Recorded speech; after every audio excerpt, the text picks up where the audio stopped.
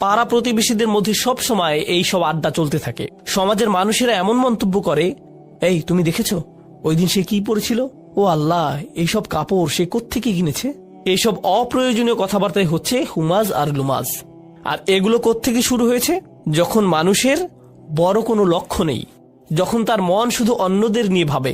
বলে রাখি, এখানে এটা এই জন্য গুরুত্বপূর্ণ যে এর আগের সূরাটিতে প্রাথমিক বিষয়ের প্রতি নজর দেয়া হয়েছিল, তা হলো ইন্নাল ইনসানা লাফি খুসর। আর এই ক্ষতি থেকে বাঁচার প্রাথমিক চিকিৎসা হলো ইল্লাল্লাযীনা আমানু ওয়া আমিলুস সলিহাত ওয়া তাওয়াসাউ বিল হক ওয়া তাওয়াসাউ বিস সবর। এটাই আপনার প্রাথমিক ভাবনা হওয়া উচিত। যখন এগুলো আপনার মাথায় থাকে না, তখনই আপনার মন এইসব নিয়ে ভাবে। আপনার নিজের মধ্যে সমস্যা খুঁজে আপনি পান না। আপনার নিজের মধ্যে সমস্যা না খুঁজে আপনি অন্যের দোষ ধরায় ব্যস্ত হয়ে পড়েন। আসলে সম্ভবত মুফতি মোহাম্মদ শফি দুর্বল ব্যক্তিত্বের মানুষ সম্পর্কে একটি উর্দু কবিতায় বলেছিলেন যে নিজের দোষ দেখতে পায় না, নিজের দোষ ঢাকার জন্য সে যা করে তা হলো সবসময় অন্যের দোষ খুঁজে বেড়ায়, সবসময় অন্যের দোষ খুঁজে বের করে। এভাবেই সে নিজের দোষ ঢাকার চেষ্টা করে। তিনি বলেন, আমি এখানে উর্দুতে কবিতাটির একটি লাইন পড়ব, কিছু মনে করবেন না। আরো কি আজমত কে জানে, আরো কি আজমত কে জানে, কমজর্ফ জো ইনসা হতে হে। এর অর্থ হচ্ছে, যারা ব্যক্তি হিসাবে নিচু চরিত্রের তারা কিভাবে অন্যদের ভালো দিকের প্রশংসা করবে? তারা অন্যদের মধ্যে কেবলই সমস্যা দেখতে পায়। যখন কেউ অন্যদের মধ্যে কেবলই সমস্যা দেখে, সামনাসামনি কিংবা পেছনে, এর মানে কি জানেন? তারা নিজেরাই নিচু মানসিকতার। তারা মানুষের ভালো কিছু দেখতে পারে না, তারা শুধুই সমস্যা খুঁজে পায়। আর এতে তারা নিজেদের ছাড়া অন্য কারো ক্ষতি করে না। আল্লাহ আমাদের এই ধরনের আচরণ থেকে দূরে থাকার তৌফিক দিন। তো আমি আপনাদের সূরা তাকাসুর, সূরা আসর ও সূরা হুমাজার মিলের ব্যাপারে বলেছি, তাই আমি নোটের এই অংশটি বাদ দিচ্ছি। আমরা সরাসরি প্রখ্যাত ভাষাবিদ মুফাসসির আয-জামাখশারীর মন্তব্যে যাব। তিনি আল কাশাফ গ্রন্থ লিখেছেন। তিনি বলেন, আল হুমাজ আল কাসর, আরবিতে কাসর শব্দটি দিয়ে কোনো কিছু ফাটল ধরানো বা ভাঙা বা টুকরো করা বোঝায়, বা কোনো কিছু খণ্ডিত করা। সাহিত্যে এটা দিয়ে বোঝানো হয় কেউ যখন কারোর সাথে এমন ভাবে কথা বলে যেন সে তাকে ভেঙে ফেলতে পারে, শারীরিকভাবে নয় মানসিকভাবে। সে তার সম্মান নষ্ট করতে চায় কিংবা তার আত্মসম্মানে ফাটল ধরাতে চায়, এমন কিছু বোঝায়। ভাষাগত দিক থেকে এই শব্দটি দিয়ে হুমাজ এর মনোভাব বোঝায়। এরপর তিনি বলেন, লুমাজ আর তাআন। লুমাজ হচ্ছে মূলত ব্যঙ্গাত্মক স্বর, কাউকে নিয়ে বিদ্রুপ করা। বলে রাখি, বিদ্রুপ গুরুত্বপূর্ণ, বিদ্রুপ বোঝাটা গুরুত্বপূর্ণ। কারণ বিদ্রুপ কিন্তু প্রশংসা করেও করা যায়, কিন্তু অপমানের উদ্দেশ্যে। ধরুন আপনি কাউকে বললেন, ওয়াও তুমি তো বিশাল পণ্ডিত। আসলে আপনি বলছেন যে তুমি একটা মূর্খ, তাই না? তখন সে বলবে, তুমি আমার সাথে এভাবে কথা বলছো কেন?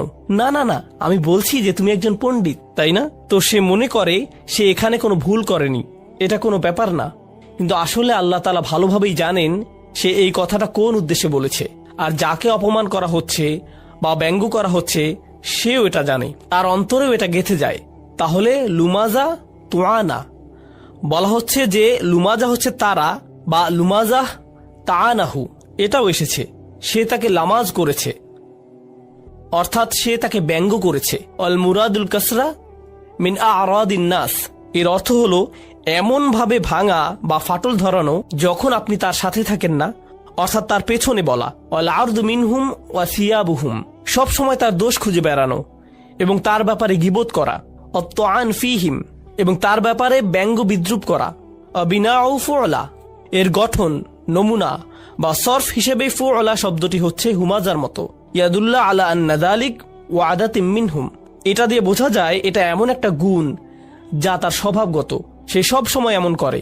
একই রকম আরেকটি বিষয় হচ্ছে, মানে হলো কাউকে অভিশাপ দেয়া এবং কারো প্রতি ব্যঙ্গ করা। জামাখশারীর মতে এটাও হুমাজার অন্তর্ভুক্ত। কাউকে গালমন্দ করার অর্থ হচ্ছে কারো ব্যাপারে বাজে কথা বলা, এটা হচ্ছে লানাহ বা সত্যি সত্যি অভিশাপ দেয়া, কারো ব্যাপারে বদদোয়া করা ইত্যাদি। আর দ্বিতীয়ত আদ্দাহিকা মানে হলো ব্যঙ্গ করা, কাউকে নিয়ে মজা করা এবং শাসানোর স্বরে কথা বলা। এখন কারো দিকে তাকিয়ে সুন্দর হাসি একরকম আর ব্যঙ্গাত্মক হাসি অন্যরকম। আমার মনে হয় আমরা সবাই এটা বুঝি, তাই না? আবার সত্যিকার চালাক প্রকৃতির লোক এমন করে, তাহলে সে বলে, বাহ আমি তোমার দিকে হেসে তাকাই, এটা তুমি চাও না? কি সমস্যা তোমার? তুমি কি সুখ শান্তি চাও না? তো তারা মনে করে তাদের এই চালাকির মাধ্যমে তারা এটা উতরে যেতে পারবে।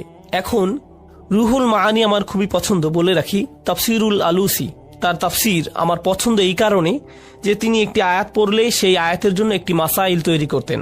সেই আয়াতের যে বিষয়গুলো তার বোঝা দরকার তিনি সেগুলোর একটি লিস্ট করতেন। এই বিষয়টা আমার বুঝতে হবে। আল মাসআলাতুল উলা, আস-সানিয়া, আস-সালিসা, আর-রাবিআ ইত্যাদি। এরপর তিনি যা করতেন এটা অসাধারণ বুদ্ধিবৃত্তিক সততা। তিনি বলতেন, আয়াতটি পড়ার পরে আমার মনে হয়েছে প্রথম সমস্যার সমাধান হচ্ছে এটা এটা এটা, অন্যরা এর সমাধান এভাবেই করেছে, কিন্তু চতুর্থ ও পঞ্চম সমস্যার সমাধান অন্যরা এভাবে করেছে, আমার সেগুলো উপযুক্ত মনে হয়নি, কিন্তু আমার নিজের কাছেও এর উপযুক্ত কোনো সমাধান নেই, আল্লাহু আলাম।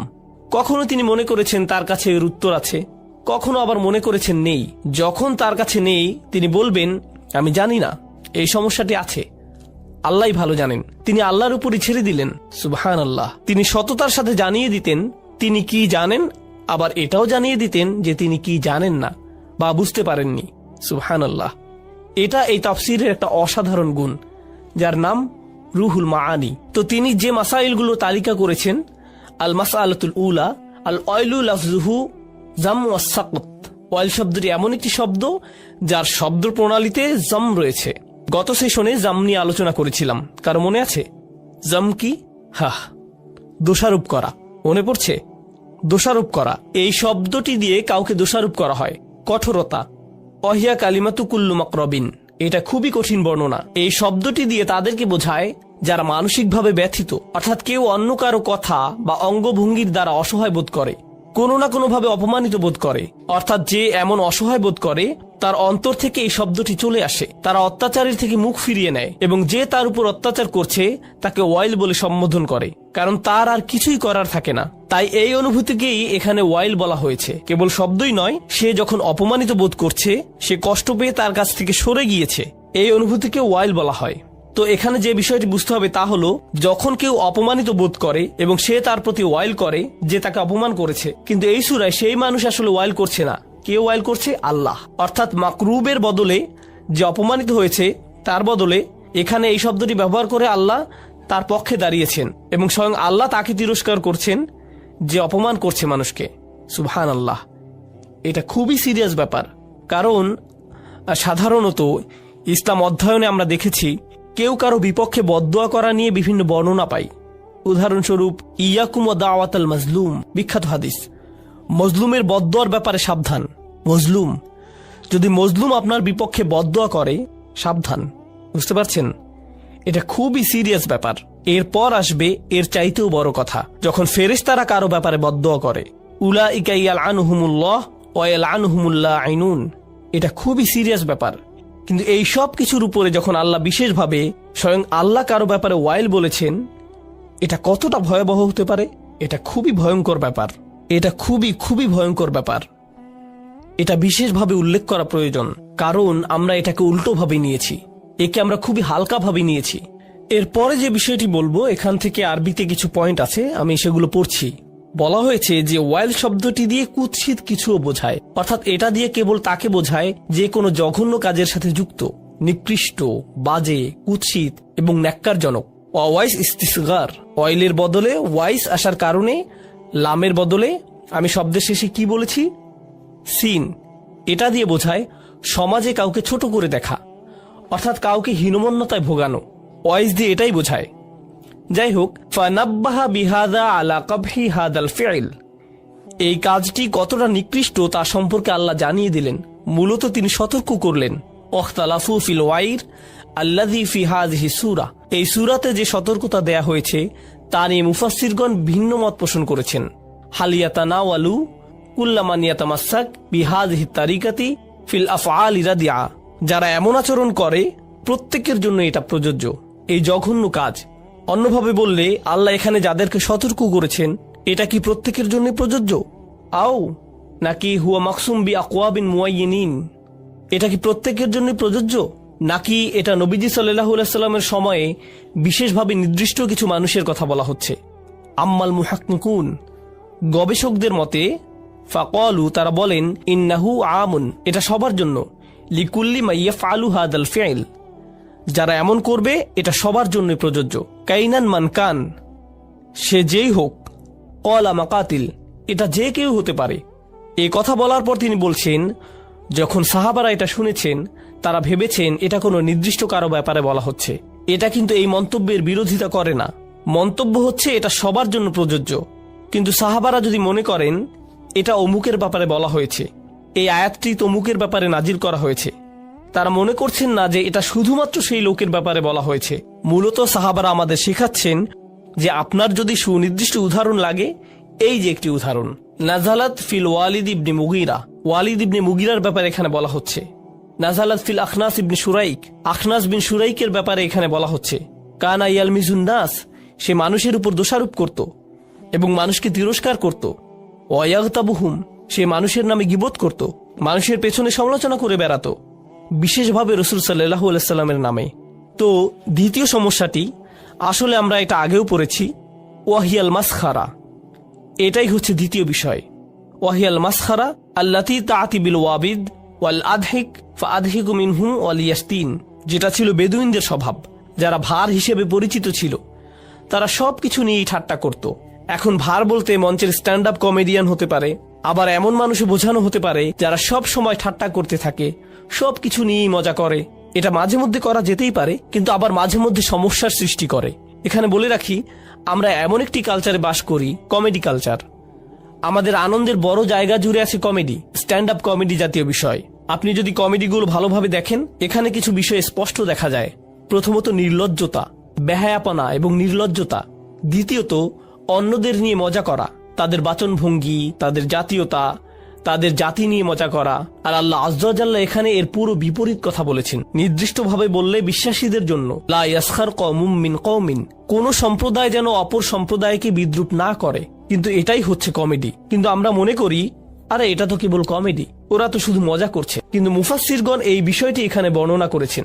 বিরতি নেবার আগে, ওয়ায়াস্তিন, এমন কেউ যে কাউকে অপমান করে এবং গালমন্দ করে, অর্থাৎ অপমানের ভাষায় কথা বলে, তাদেরকে নিয়ে মজা করা একটি বিষয়, অপমানের ভাষায় কথা বলা আরেকটি বিষয়, এবং কিছুটা শাসানোর স্বরে কথা বলে। এই সবই হুমাজা ও লুমাজার অন্তর্ভুক্ত। হুমাজা ও লুমাজার ব্যাপারে ইবনু আব্বাস রাদিয়াল্লাহু তাআলা আনহুর মন্তব্য পর্যন্ত আলোচনা করেছিলাম। আল হুমাজাতু আল মুগতাব, হুমাজা হচ্ছে সেই ব্যক্তি যে গীবত করে। আল লুমাজা আল আইয়াব, লুমাজা হচ্ছে সেই ব্যক্তি যে মানুষের দোষ ত্রুটি খুঁজে বেড়ায়। সানিহা ক্বালু আবু যায়েদ, দ্বিতীয়ত আবু যায়েদ বলেন, আল হুমাজা বিল ইয়াদ, হুমাজা হচ্ছে সেই ব্যক্তি যে হাত দিয়ে মানুষকে ক্ষতি করে। আল লুমাজা বিল লিসান, আর লুমাজা হচ্ছে সেই ব্যক্তি যে কি দিয়ে ক্ষতি করে, মুখ দিয়ে। তাহলে এখানে মতের ভিন্নতা রয়েছে, এর বিভিন্ন ব্যাখ্যা রয়েছে।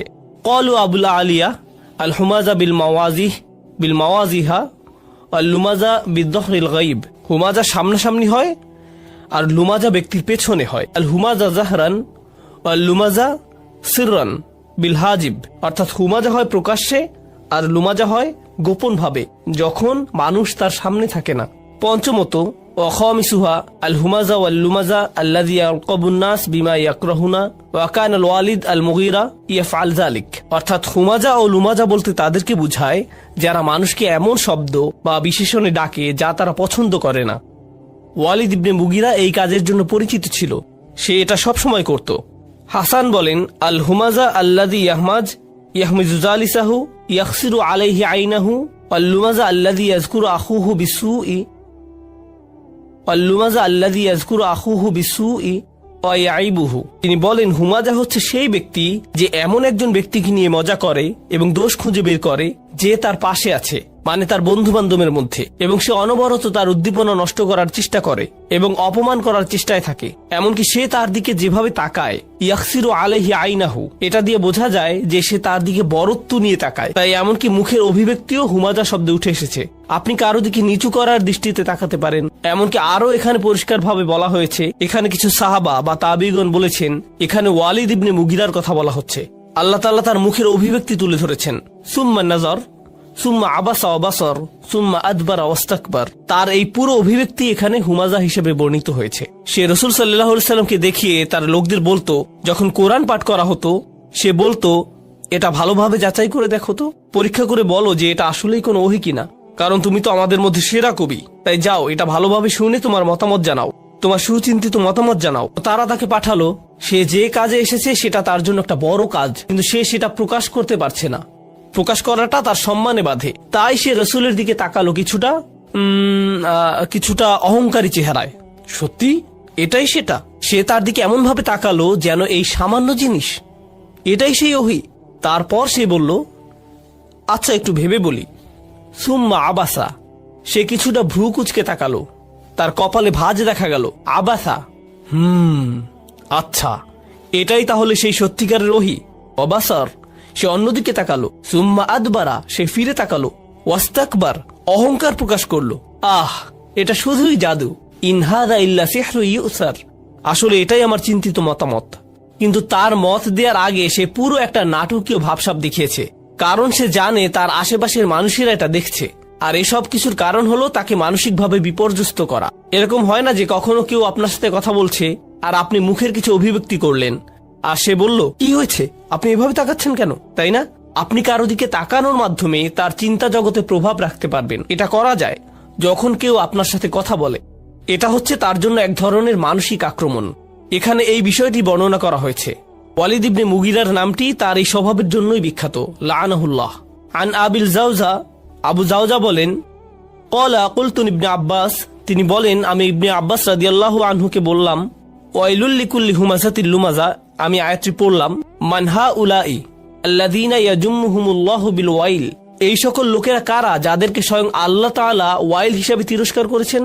হুমুল মাশাউনা বিল নামিমা, ইবনে আব্বাস বলেন যারা মানুষকে খারাপ ভাষায় বাজে কথা ছড়িয়ে বেড়ায়, এখানে সেখানে বলে বেড়ায়। আল মুফাররিকুনা বাইনাল আহিব্বা, এই লোকেরা মানুষের মধ্যে সম্পর্ক নষ্ট করে বেড়ায়। আন নাঈতুনা লিন্নাসি বিল আইব, যারা প্রতিনিয়ত মানুষের নামে দোষ বলে বেড়ায়। তারা যেভাবে মানুষকে ডাকে, যেভাবে মানুষের ব্যাপারে কথা বলে, ও তুমি তো ওই বেটে লোকটার সাথে কথা বলছো, ও হা, আর বলে না, তারা যে শব্দ ব্যবহার করে তা সব সময় মানুষকে নিচু করার জন্য। ও তুমি ওই বিরক্তিকর মানুষটার কথা বলছো, বুঝতে পারছি, আমি তাকে চিনি। এভাবে সে মানুষদের নিয়ে কথা বলে। নাঈতুনা বিল আইব, সব সময় মানুষের নামে দোষ বলে বেড়ানো। এরপর ইবনে আব্বাস রাদিয়াল্লাহু তাআলা আনহুর আরেকটি বর্ণনা আমরা দেখতে পাই, ওয়া ইয়ালাম আন্না জামিআ হাযিহিল উজুহ মুতাকারিবা, এটা রাজির মন্তব্য। জেনে রাখুন এখানে যে সকল মন্তব্য, যে সকল ভিন্ন বর্ণনা এসেছে সবগুলোই একে অপরের সাথে সম্পর্কিত। রাজিআতুন ইলা আসলিন ওয়াহিদ, এগুলো প্রত্যেকটি একটি বিষয়ের প্রতি ইঙ্গিত করে। ওয়াহুয়া তাআন, আর তা হলো মানুষকে নিচু করে কথা বলা। ওয়া ইযহারাল আইব, এবং কারো দোষ ত্রুটি বর্ণনা করা। সুম্মা হাযা আলা কাসামাইন, এরপর জেনে রাখুন এগুলো দুইটি ভাবে হয়ে থাকে। ফাইন্নাহু ইম্মা আন ইয়াকুনা বিল জাদ্দি, এটা কারো প্রচেষ্টায় হতে পারে, অর্থাৎ কেউ হয়তো সত্যিকার ভাবে এটা নিয়ে চিন্তা ভাবনা করে কাজ করছে। কামা ইয়াকুনু ইনদাল হাসাদ ওয়াল হাকাদ, এটা হাসাদ বা হিংসার কারণে হয়ে থাকে, হিংসার কারণে মানুষের ক্ষতি করে থাকে, এবং সেই সাথে হাকাদ অর্থাৎ বিদ্বেষ। ওয়া ইম্মা আইয়াকুনা বিল হাজল, আবার এটা খেলাচ্ছলেও হতে পারে, অর্থাৎ কারো হয়তো সত্যিকার ভাবে হাম্মাজ বা লাম্মাজ মানে হুমাজা বা লুমাজা হওয়ার নিয়ত নেই, কিন্তু তারা এটা করে শুধু মজা করে, দুষ্টামি করে, হাসতে হাসতে। কামা ইয়াকুনু ইনদা সুখরিয়া ওয়াল ইদহাক, এটা কারোর সাথে মজা বা দুষ্টামি করে হতে পারে। ইম্মা ইয়াকুনা ফি আমরিন ইয়াতাআল্লাক বিদ্দীন, তিনি এটিকে অন্যভাবে দেখেছেন, এটা ধর্মের যে কোনো ব্যাপারেও হতে পারে। অর্থাৎ আপনি হয়তো কারো ধর্মীয় আচরণ, ধর্মীয় পোশাক, ধর্মীয় জ্ঞান ইত্যাদি নিয়ে মজা করছেন। এখানে আরেকটি বিষয় নোট করতে হবে, আলেমগণ এটিকে গুরুত্বের সাথে বর্ণনা করেছেন। বর্তমান সময়ে আমরা খুব অদ্ভুত সময় বাস করছি। বেশিরভাগ মুসলিমরাই মুসলিমদের মতো পোশাক পরে না বা কাজ করে না। তাই যারা খুব অল্প পরিসরে হলেও ধর্মকে ধারণ করে, হয়তোবা তাদের কথায়, তাদের বাহ্যিক পোশাকে বা সামাজিকতায় ইত্যাদি ইত্যাদি, যদি তারা কিছুটা ধর্মের প্রতিফলন দেখায়, তারা এমনকি মুসলিম সার্কেলও ঠাট্টা বিদ্রুপের শিকার হয়। আমরাই তাকে ঠাট্টা বিদ্রুপ করি, অন্য ধর্মের কেউ নয়, বরং মুসলিমরাই করে। যখন এমনটি ঘটে, ধরুন কেউ হাসতে হাসতে বলল, ওই যে ওই লোকটার বড় দাড়ি আছে, কারো দাড়ি নিয়ে ঠাট্টা মশকরা করছেন, কিংবা কেউ হয়তো কারো হিজাব বা জিলবাব নিয়ে মজা করছে। এখানে আমাদেরকে বুঝতে হবে, যখন আপনি কারো দাড়ি নিয়ে মজা করছেন, আপনি আসলে তার দাড়ি নিয়ে মজা করছেন না, আপনি আসলে রাসূল সাল্লাল্লাহু আলাইহি সাল্লামের একটি সুন্নাতকে নিয়ে ঠাট্টা করছেন। এটা মোটেও কোনো হালকা বিষয় নয়। ওই লোকটি ফ্যাশন করে দাড়ি রাখেনি, সেই লোকটি আসলে আল্লাহ রসুলকে অনুসরণ করার চেষ্টা করেছে। কিংবা কাউকে হয়তো হিজাবের জন্য ঠাট্টা করছেন, সে হয়তো অন্য কোনো দেশ থেকে এসেছে বা সে তার ধর্মীয় ভাবটা দেখাতে চায়। আমরা ধরে নেব তিনি এটা করছেন কারণ এটা আল্লাহর নির্দেশ, এটা আমরা ধরে নেব। আমরা ভাববো যে তিনি আয়েশা রাদিয়াল্লাহু আনহাকে অনুসরণ করছেন। যখন আয়াতটি নাজিল হয়েছিল তিনি রান্নাঘরে ছিলেন, তিনি রান্না করছিলেন, নবীজি বাড়ির মধ্যে হাঁটছিলেন। সেই সময় হিজাব সংক্রান্ত আয়াতটি নাজিল হয়েছিল আর তিনি জানালা দিয়ে তা শুনেছিলেন। তিনি সাথে সাথে তার কাপড় দিয়ে মাথা ঢেকে নিলেন। তারা এমন স্পিরিটকে অনুসরণ করেছেন। সুতরাং তাদেরকে নিয়ে মজা করার মানে হচ্ছে উম্মাহাতুল মুমিনিনকে নিয়ে মজা করা। এর মধ্যে কোনো পার্থক্য নেই। আমাদেরকে খুব সতর্ক হতে হবে যখন আমরা কোনো মানুষের। কোরআনের সুন্দরতম অনুচ্ছেদগুলোর একটি রয়েছে সূরা জুমারে, যেখানে পাপীদের উদ্দেশ্যে বলা হয়েছে। আমার এই কথা শুনে আপনাদের কেউ কেউ হয়তো চমকে উঠেছেন। আমি বলিনি এখানে ইমানদারদের উদ্দেশ্যে বলা হয়েছে, আমি বলেছি পাপীদের উদ্দেশ্যে বলা হয়েছে। যারা ভুল কাজ করে, এলোমেলো কাজ করে, যারা সীমা লঙ্ঘন করে। এই অনুচ্ছেদে আল্লাহ পাপীদের বর্ণনা দিয়েছেন।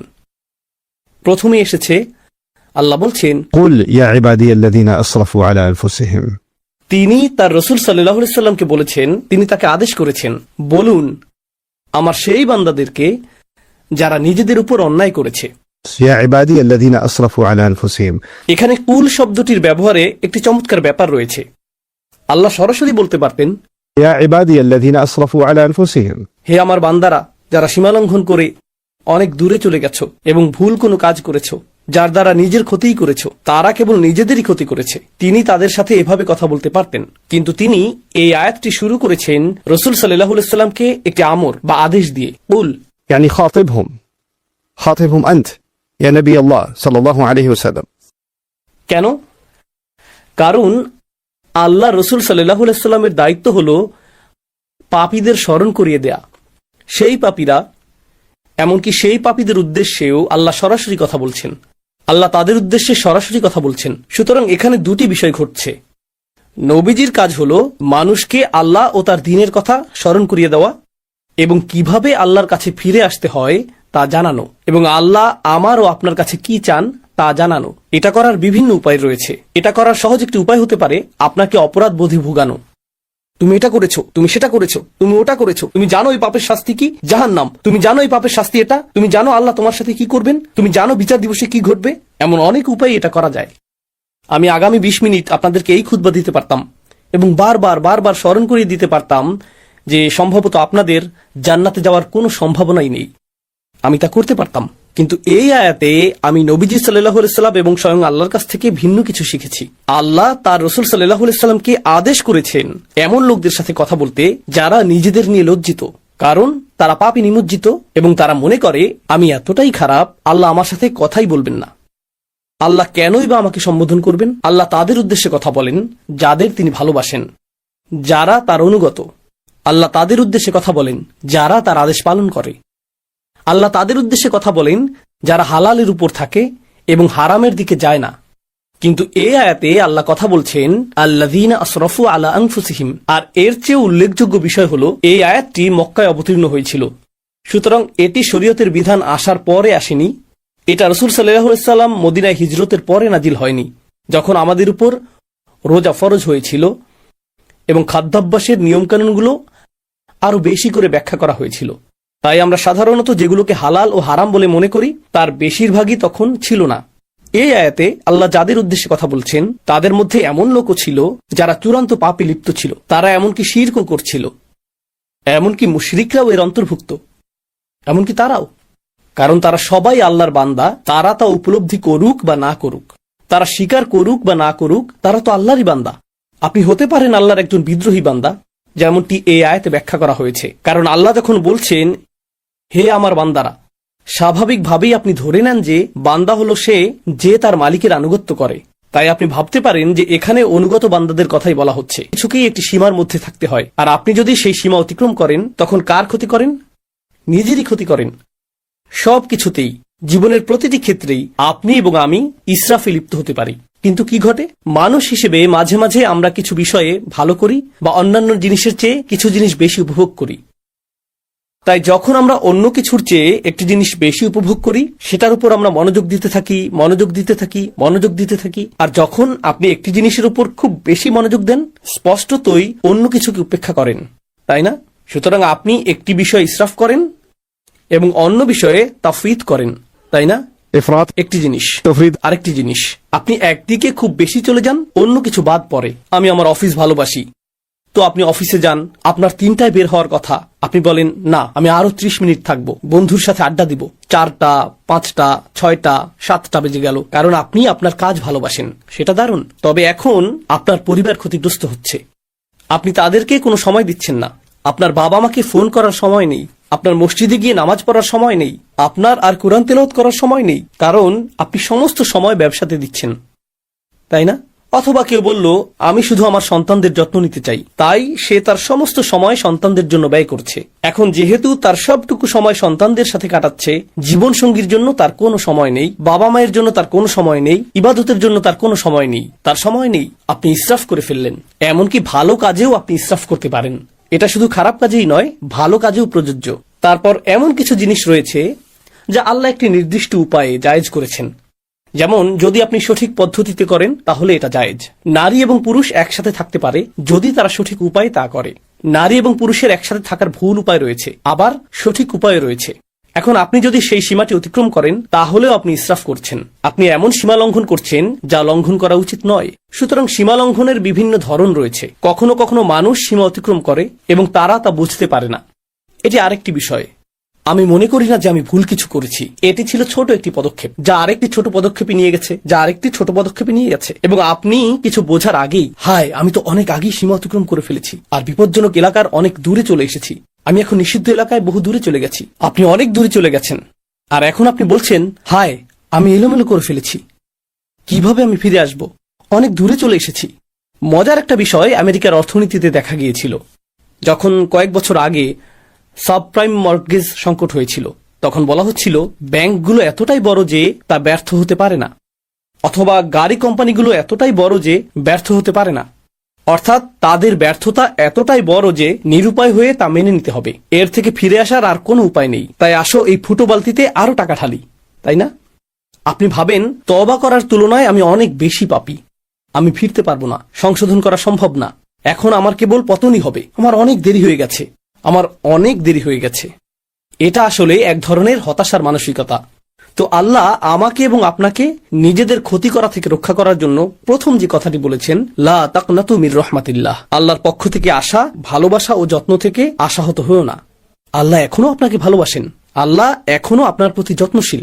আমি রহমার অনুবাদে দয়া শব্দটি ব্যবহার করিনি, আমি ইচ্ছাকৃতভাবে ভালোবাসা ও যত্ন ব্যবহার করেছি। আমি এই খুতবাতে তা ব্যাখ্যা করতে চাই, আমি অন্যত্রও এটা বলেছি, কিন্তু এই বিষয়ে আশা হারাবেন না যে আল্লাহ এখনো আপনাকে ভালোবাসেন এবং আল্লাহ এখনো আপনার প্রতি যত্নশীল। ইন্নাল্লাহা ইয়াগফিরুয যুনুবা জামিআ, কোনো সন্দেহ নেই আল্লাহ সমস্ত পাপকে একসাথে ক্ষমা করে দেবেন, এর সবগুলো, তিনি সবকিছু মুছে দেবেন, সবকিছু ঢেকে দেবেন। ইন্নাল্লাহা ইয়াগফিরুয যুনুবা জামিআ ইন্নাহু হুয়াল গফুরুর রহিম। কিভাবে তিনি তা করতে পারেন? আল্লাহ বলেছেন এর কারণ একমাত্র তিনি ভুল ত্রুটির অতিশয় মার্জনাকারী এবং তিনি সর্বদা প্রেমময় ও যত্নশীল। এটাই প্রথম চিকিৎসা যা আমার প্রয়োজন। দ্বিতীয়টি, আর এই সব কিছু আমি আপনাদের সাথে শেয়ার করছি কারণ আমরা মনে করি রমজান মাস হলো আল্লাহর কাছে প্রত্যাবর্তনের মাস, তাই না? আর রমজানের 2/3 চলে গিয়েছে। এখন আপনাদের অনেকেই ভাবছেন হায় রমজানে তো আমি কিছুই করিনি, এত বড় একটা সুযোগ ছিল, রমজানের প্রস্তুতি নিয়ে, রমজানকে সর্বোচ্চ কাজে লাগানো নিয়ে এত আলোচনা হলো, এখন 20টিরও বেশি রোজা চলে গেল, আমি কিছুই করতে পারিনি, আমি এমনকি নামাজও কাজা করেছি, আমি আমার খারাপ অভ্যাসগুলো ছাড়তে পারিনি, আমি শুধু ভুল করেই চলেছি। আর এখন রমজান মাস প্রায় শেষ, কিন্তু আত্মতৃপ্তি লাভ করার মতো আমার কিছুই নেই। ঠিক যেমন আমরা বলি আত্মতৃপ্তি লাভ করার মতো আমার জীবনে কিছুই নেই, আমি সব নষ্ট করে ফেলেছি। এখন আমরা রমজানের ক্ষেত্রেও সেটাই বলছি। রমজান হলো 1 মাসে আমাদের জীবনের সারসংক্ষেপ, আর রমজানের এই 2/3 শেষ হয়ে যাওয়াটা অনেকটা এরকম, আমার জীবনের অনেকটা সময় চলে গেছে, এখন আমি কি করতে পারি, তাই না? প্রতিবার শেষ 10 রাতে আপনি শুনেন যে আপনাকে আরো বেশি কিছু করতে হবে, আরো বেশি করতে হবে। আমি ভাবছি আমি তো ন্যূনতম বাধ্যবাধকতাও পূরণ করছিলাম না, আর এখন আরো বেশি করতে হবে। বাদ দেই, আমি আর এর মধ্যে নেই, আমার অনেক দেরি হয়ে গেছে। এটা ভালো মানুষদের জন্য, এই শেষ 10 দিন এবং এই সমস্ত প্রণোদনা এগুলো ভালো মানুষদের জন্য, আমি তো এই দলেই পড়ি না। প্রথমত, আল্লাহর রহমতের উপর আশা হারাবেন না, আল্লাহ ক্ষমাশীল। বলবেন না রমজানের প্রথম 20 দিনে আমি কতই না খারাপ কাজ করেছি, হঠাৎ করে আল্লাহ কেন এটা মেনে নেবেন যে আমি শেষ 10 রাতে ভালো হয়ে গেলাম? কেন তিনি এটা মেনে নেবেন? এটা ঠিক যেন আমাদের জীবনের শেষে অবস্থা।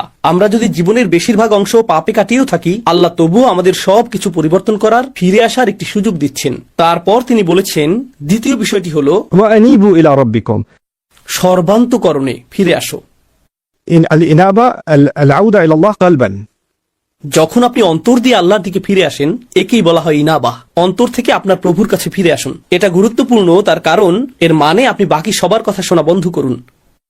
তার কথা শোনা বন্ধ করুন যে বলে তুমি কখনো ভালো হবে না, আল্লাহ তোমাকে কখনো ক্ষমা করবেন না। আপনার জীবনে এমন লোক আছে যারা এমন কথা বলে থাকে, আল্লাহ তোমাকে কখনো ক্ষমা করবেন না। এমন মানুষ আছে যাদেরকে আপনি দেখেন এবং বলেন, আরে ওই ব্যক্তি আল্লাহর কতই না নিকটবর্তী, আর আমি যখন নিজেকে তার সাথে তুলনা করি, নিজেকে খারাপ মানুষ মনে হয়, কারণ উনি আসলে একজন ভালো মানুষ। তার সাথে আমার তুলনা হয় না, তার সাথে আমার তুলনা হয় না, তাই না? তো তারা আপনাকে ছোট না করলেও আপনি তাদের সব ভালো কাজ করতে দেখেন আর নিজের দিকে তাকিয়ে বলেন, এসব করে লাভ কি, আমি কখনোই ওই ব্যক্তির পর্যায়ে পৌঁছতে পারবো না। কোনো একজন এসে বলল, মাশাআল্লাহ, আলহামদুলিল্লাহ, আমি এই মাসে দ্বিতীয়বারের মতো কোরআন খতম করলাম, আর আপনার অবস্থা এমন, আমি তো ফাতিহাও পড়িনি। কিন্তু আপনি তা আর বলেন না। আপনি এমন যে আমি কখনোই এই মানুষগুলোর নাগাল পাবো না, এই লোকেরাই জান্নাতে যাবে। আমি তো মনে হচ্ছে রাস্তার অন্য পাশে রয়েছি, বিপরীত দিকে এগিয়ে যাচ্ছি, তাই না? না, আল্লাহ বলছেন তোমার রবের কাছে ফিরে এসো, অন্য মানুষের দিকে তাকিও না। শুধু তুমি তোমার হৃদয়কে শুধু তোমার রবের দিকে ফিরাতে হবে, আর অন্য সবার প্রতি মনোযোগ দেওয়া বন্ধ করো। এটা কোনো প্রতিযোগিতা নয়, এটা কোনো প্রতিযোগিতা নয়। কয়জন 8 রাকাত পড়েছে, কয়জন 20 রাকাত পড়েছে, তুমি কয়টি কিয়ামুল লাইল আদায় করেছো, তুমি কয় রাকাত তাহাজ্জুদ পড়েছো, এটা কোনো প্রতিযোগিতা নয়। এটা কোনো প্রতিযোগিতা নয়, এটা অন্য কারোর সাথে তুলনা নয়। এখন আপনাকে শুধু নিজেকেই ফিরিয়ে আনতে হবে। أنيبوا إلى ربكم وأسلموا له من قبل أن يأتيكم العذاب. তার সামনে নিজেকে সঁপে দাও, শাস্তি আসার আগে, অনেক দেরি হওয়ার আগে। অর্থাৎ আল্লাহ বলছেন এখনো খুব বেশি দেরি হয়ে যায়নি, অনেক দেরি হবে যখন শাস্তি চলে আসবে, যার অর্থ হলো যখন আপনার মৃত্যু আসবে এবং তারপরে বিচার দিবস চলে আসবে। তা এখনো আসেনি, তাই আপনার জন্য এখনো দেরি হয়ে যায়নি। অন্যভাবে আল্লাহ একথা বলছেন যে তোমার কাছে সময় আছে, অন্যভাবে আল্লাহ একথা বলছেন যে তোমার আশা এখনো শেষ হয়নি। وأسلموا من قبل أن يأتيكم العذاب ثم لا تنصرون. তখন তোমাদেরকে আর সাহায্য করা হবে না, তখন আর সাহায্য করা হবে না। এটা কেবল হুমকি নয়, বরং উৎসাহও বটে।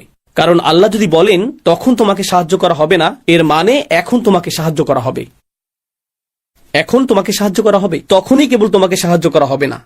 তো এই মুহূর্তে আল্লাহ তোমাকে সাহায্যের প্রস্তাব দিচ্ছেন, আল্লাহ আমাকেও সাহায্যের প্রস্তাব দিচ্ছেন। সুম্মা লা তুনসরুন। আর নুসরাহ অর্থ শুধুমাত্র সাহায্য নয়, এটা মুসাআদাহ বা আউন থেকে ভিন্ন। নুসরা ব্যবহৃত হয় সামরিক সাহায্যের ক্ষেত্রে, যখন সামরিক বাহিনীর জন্য বড় বড় চালান প্রেরণ করা হয় যাতে তারা পুনরায় রসদ পূর্ণ করতে পারে, সেটাকে আসলে বলা হয় নুসরাহ। অথবা যখন কোনো সেনাবাহিনীর আক্রমণের শিকার হবার উপক্রম হয়, অথবা তারা শত্রুর সাথে সম্মুখ যুদ্ধ করে এবং পাহাড়ের ওপর থেকে শক্তি বৃদ্ধিকারী দল আসে, সেটাই নুসরাহ। নুসরা আসলে বড় সাহায্য, এটা শুধু ছোটখাটো সামান্য সাহায্য নয়। আল্লাহ আপনাকে এমনভাবে সাহায্য করবেন যা হবে ব্যাপক শক্তিপূর্ণ এবং বিজয় আনয়নকারী। তারপর তিনি বলছেন, واتبعوا أحسن ما أنزل إليكم من ربكم.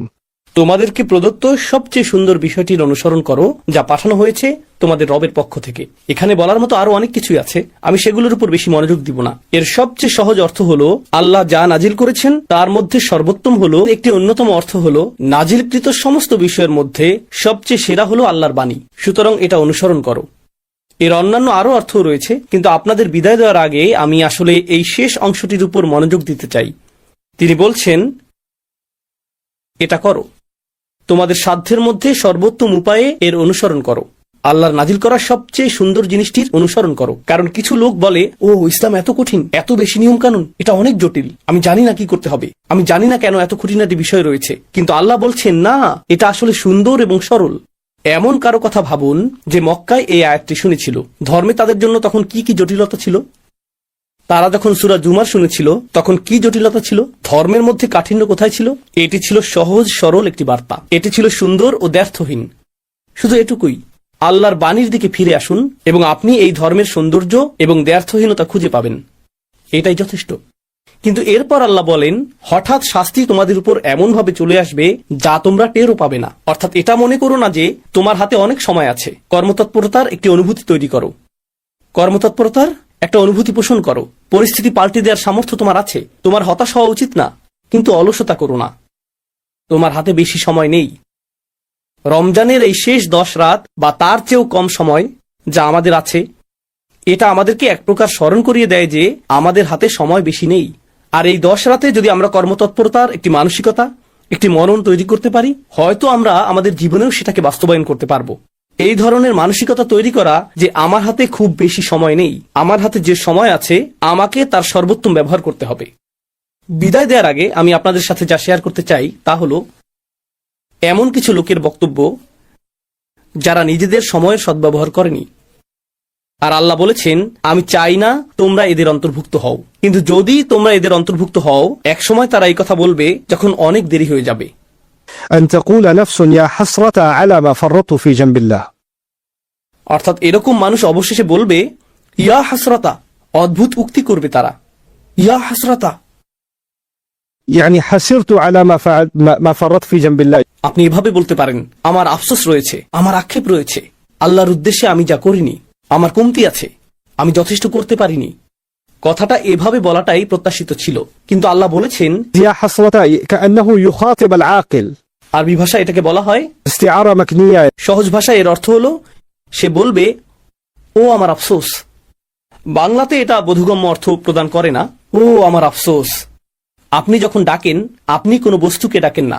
আফসোস হলো একটি বস্তু, একটি অনুভূতি। আপনি একজন মানুষকে ডাকেন, আপনি একজন মানুষকে ডাকেন। এই আয়াতে আপনি একটি অনুভূতিকে ডাকছেন, আর সেই অনুভূতিটা কি? আমার আফসোস, আমার আক্ষেপ।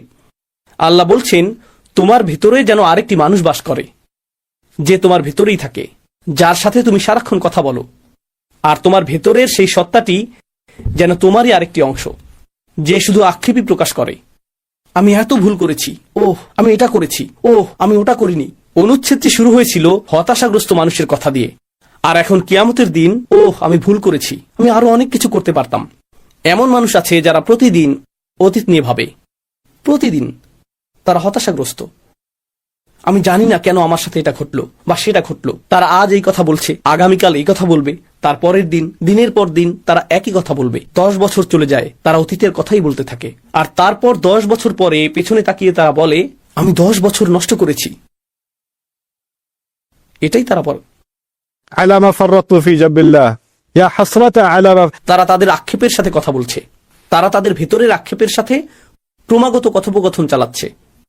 তারা অন্য কারোর সাথে কথা বলতে চায় না। আপনি যদি আপনার আক্ষেপের সাথে কথা বলেন, আপনি আল্লাহর সাথে কথা বলতে পারবেন না। আপনাকে বেছে নিতে হবে আপনি কার সাথে কথোপকথন করতে চান। কথোপকথনের জন্য আল্লাহ আপনাকে বেছে নিতে চান, আর আপনি কথোপকথনের জন্য নিজের আক্ষেপকে বেছে নিচ্ছেন। থামুন, কারণ আপনি যদি নিজের মন না বদলান, একটা সময় আসবে যখন চিরকাল আপনাকে সেই কথোপকথনই চালিয়ে যেতে হবে। আল্লাহ আমাকে এবং আপনাকে এর থেকে হেফাজত করুন। না হলে আমাদেরকে চিরকাল শুধু আমাদের আক্ষেপের সাথে এভাবে কথা বলতে হবে, على ما فرطت في جنب الله. কত বিষয় আমি কমতি করেছি। তাফরিত অর্থ আমি আরো করতে পারতাম, কিন্তু আমি ন্যূনতমটুকু পূরণ করিনি, আমি যথেষ্ট করিনি। অর্থাৎ আল্লাহ এটাও বলছেন না যে সবচেয়ে ভালো সর্বোত্তমটা করো এবং শ্রেষ্ঠত্ব অর্জন করো। না না না, শুধু তাফরিত করো না। তাফরিত হলো যখন ন্যূনতম একটি সীমা থাকে, যেমন স্কুলে পাশ করার ন্যূনতম নাম্বার থাকে, তাই না? ন্যূনতম পাস নাম্বার ধরি এটা 33, সেক্ষেত্রে আপনি যদি 32 পান, সেটাই তাফরিত, তাই না?